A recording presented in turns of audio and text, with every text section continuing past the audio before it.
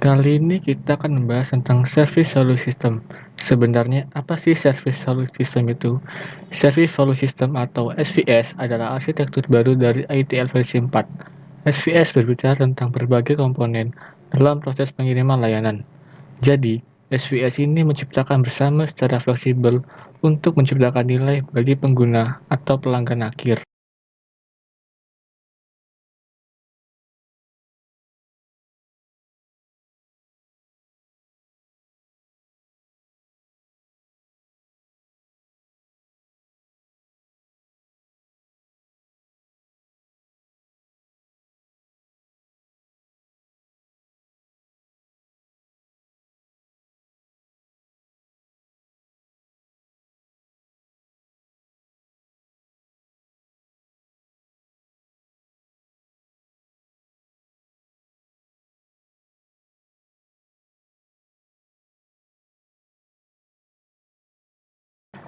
Service Value System yang pertama yaitu Opportunity atau Demand. Peluang dan tuntutan merupakan masukan ke dalam sistem layanan untuk memicu aktivitas guna menghasilkan permintaan atau pemanfaatan peluang. Permintaan adalah saat pelanggan membutuhkan sesuatu yang spesifik dan dipahami dengan baik. Peluang adalah kemungkinan. Kemungkinan itu membuat produk atau layanan baru, mengubah cara kerja, atau meningkatkan sesuatu yang sudah ada. Service Value System yang kedua adalah Guiding Principle. 7 prinsip panduan ITL versi 4 adalah dirancang untuk memandu putusan dan tindakan sehingga orang yang bertanggung jawab untuk mengelola dan mengoperasikan portofolio layanan organisasi dapat memanfaatkan praktik terbaik tingkat tinggi.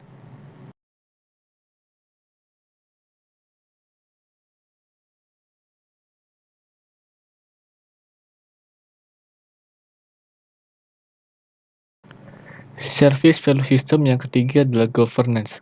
Governance adalah sistem di mana organisasi diarahkan dan dikendalikan. Jadi kita membuat aturan dan hukuman agar orang terpaksa mengikutinya.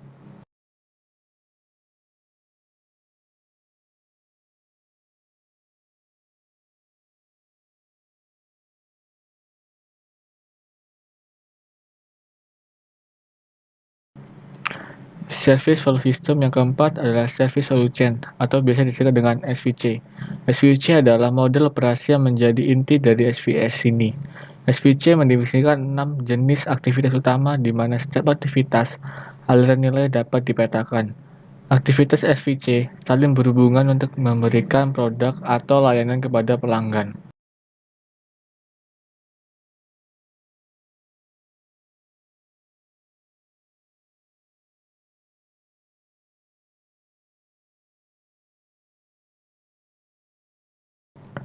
Service Value System yang kelima adalah Practice. Pergeseran dari proses ke praktik membuat latihan 4 lebih holistik dengan memperluas ruang lingkup. Bagaimana kita melihat pekerjaan dari perspektif proses yang akan membatasi ke perspektif praktik yang lebih holistik.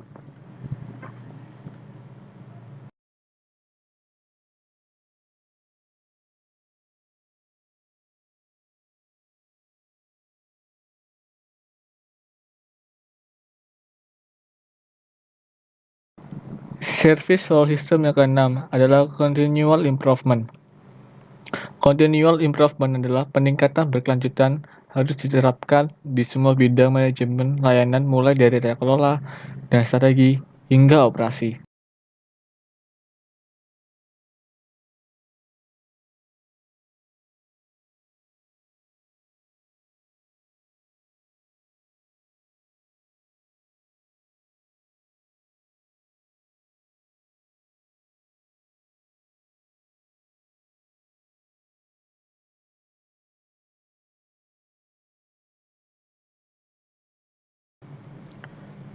Terdapat 7 poin dalam ITL Guiding Principle. Poin yang pertama yaitu Focus on Value. Poin yang kedua adalah Start Where You Are. Poin yang ketiga adalah Progress Iteratively with Feedback. Poin yang keempat adalah Collaborate and Promote Visibility. Poin yang kelima adalah Think and Work Holistically. Poin yang keenam adalah Keep It Simple and Practical. Dan poin yang ketujuh adalah Optimize and Automate.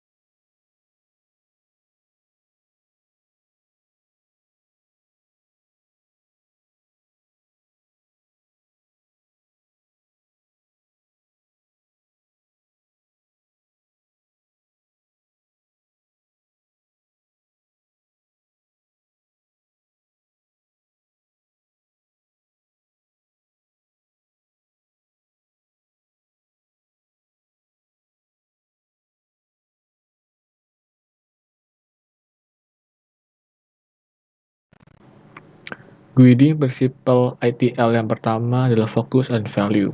Focus and Value itu apa sih? Focus and Value adalah segala sesuatu yang dilakukan oleh organisasi secara langsung atau tidak langsung dengan nilai untuk diri sendiri, pelanggan, dan pemangku kepentingan lainnya. Dan juga untuk memiliki pemahaman tentang apa yang merupakan nilai dari persepsi konsumen. Untuk memahami persepsi konsumen, kita melakukan ilmu yang dinamakan customer experience. Dan customer experience itu apa sih? Customer experience dapat didefinisikan sebagai keseluruhan dari interaksi yang dimiliki pelanggan dengan organisasi dan produknya yang bersifat objektif dan subjektif.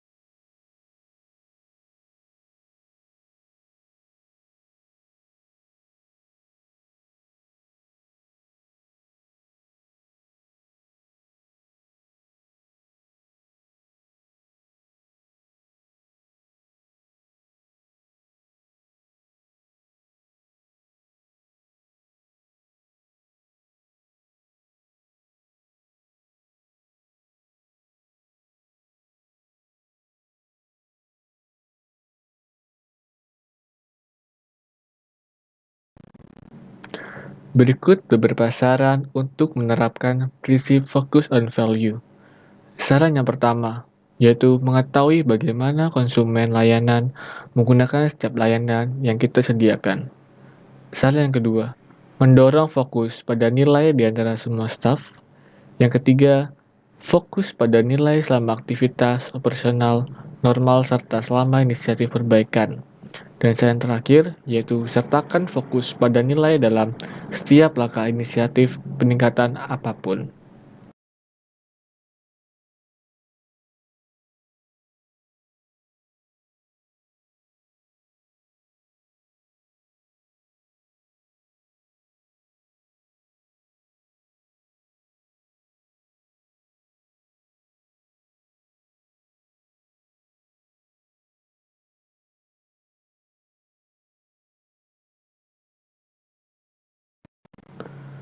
Guiding Principle ITL yang kedua, yaitu Start Where You Are.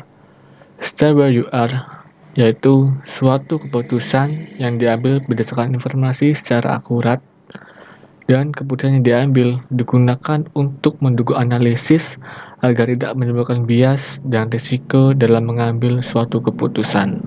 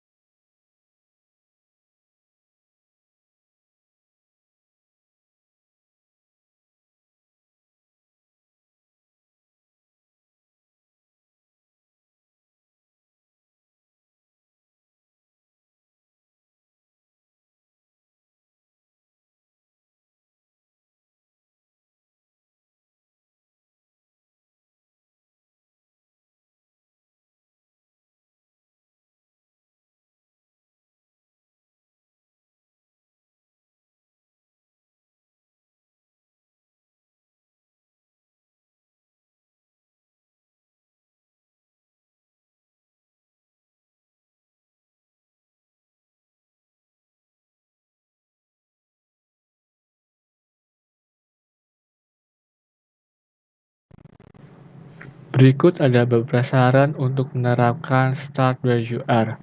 Saran yang pertama adalah lihatlah apa yang ada seobjektif mungkin. Saran yang kedua, ketika contoh praktik atau hal yang ditemukan dapat direplikasi untuk mencapai keadaan. Saran yang ketiga, terapkan keterampilan manajemen risiko Anda. Sebagai contoh manajemen risiko yaitu pertama, resource, yang kedua waktu, dan yang ketiga cost atau biaya.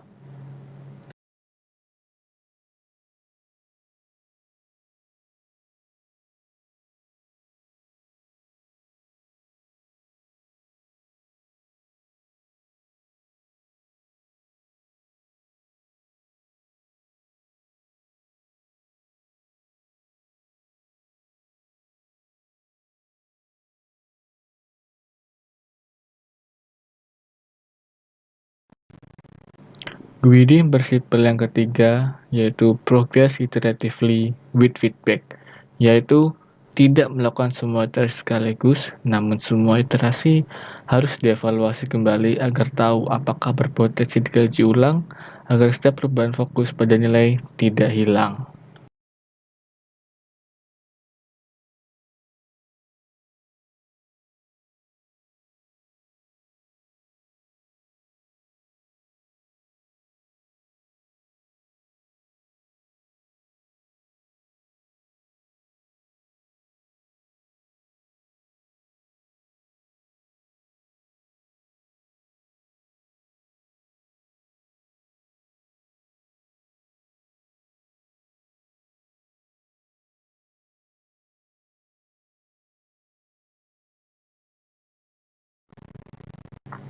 Berikut beberapa saran untuk menerapkan progress iteratively with feedbacks.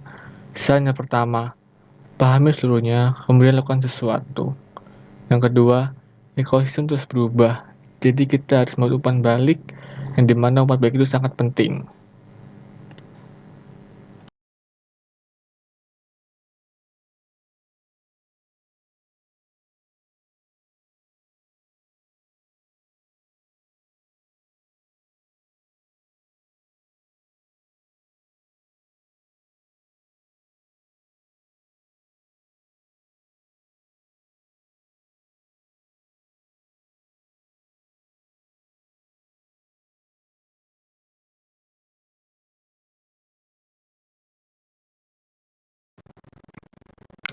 Guiding principle yang keempat adalah collaborate and promote visibility. Apa sih collaborate and promote visibility itu? Collaborate and promote visibility yaitu untuk berkolaborasi, kita membutuhkan inisiatif dari orang yang tepat untuk melakukan tugas-tugasnya guna meningkatkan keberhasilan suatu proyek.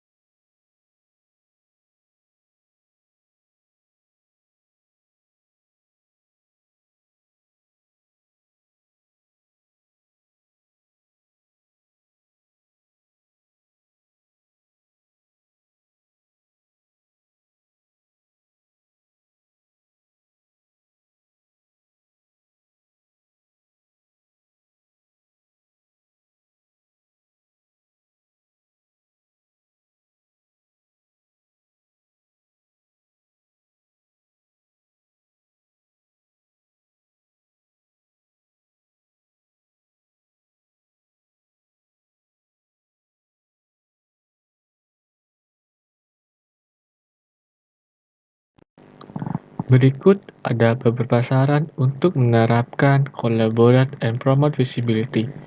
Saran yang pertama, yaitu berkomunikasi dengan cara yang dapat didengar oleh penonton. Saran yang kedua, keputusan hanya dapat dibuat pada data yang terlihat.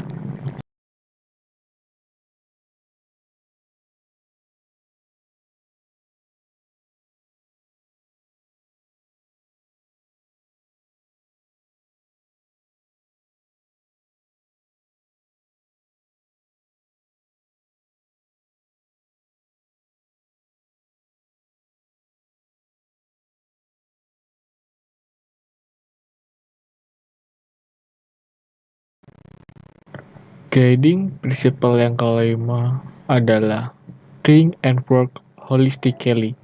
Apa sih think and work holistically itu? Think and work holistically itu adalah penyampaian layanan yang dilakukan secara koordinasi oleh tim yang berbeda dan tersistem secara otomatis untuk menciptakan pipeline nilai yang bersih di seluruh pipeline nilai layanan.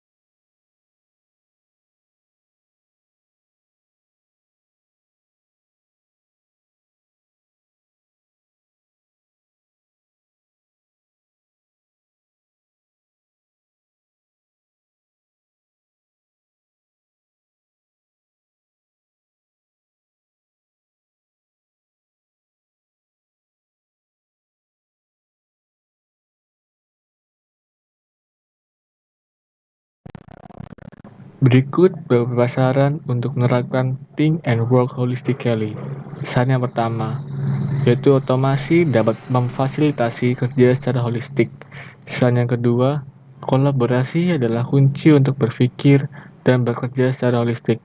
Saran yang ketiga, kenali kompleksitas sistem.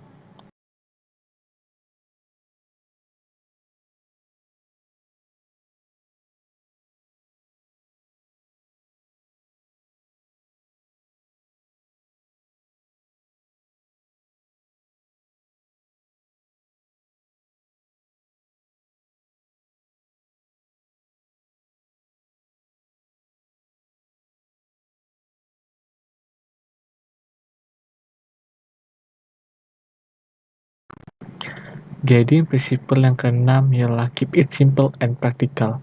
Apa sih keep it simple and practical itu? Dalam hal ini, fokus untuk yang diinginkan, bukan membuat solusi yang elegan dan rumit. Gunakan jumlah langkah yang minimum untuk memberikan hasil agar kita tidak melakukan proses secara berlebihan.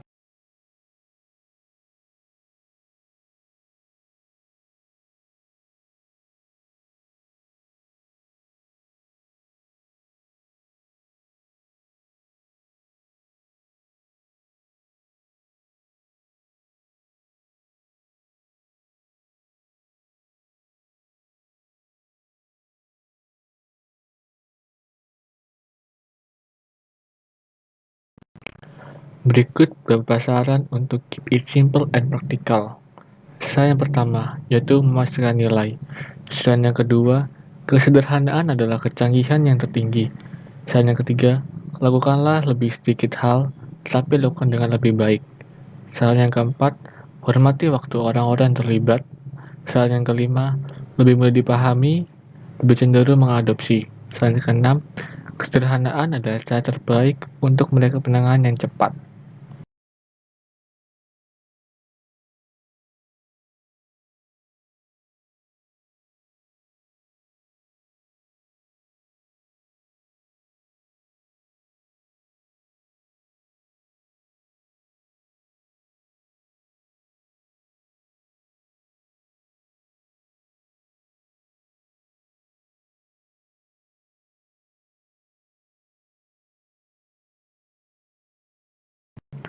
Jadi prinsipal ITL yang ketujuh atau yang terakhir yaitu optimize and automate.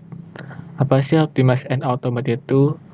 Optimize and automate ialah pengoptimalan dan pengotomatisan tentang orang yang bekerja agar efektif mencapai tingkatan yang maksimal dengan kegiatan yang masuk akal.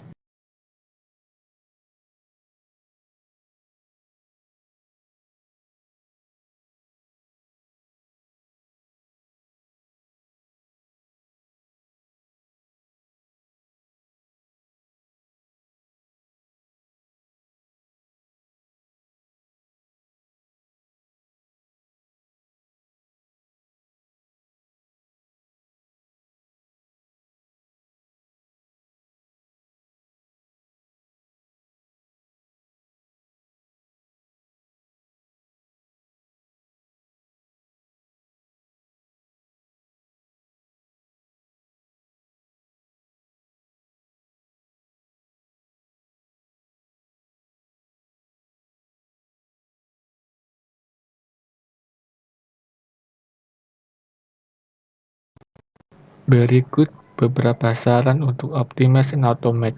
Saran yang pertama, yaitu gunakan prinsip panduan lainnya saat menerapkan panduan yang satu ini. Saran yang kedua, sederhanakan atau optimalkan sebelum melakukan otomatisasi.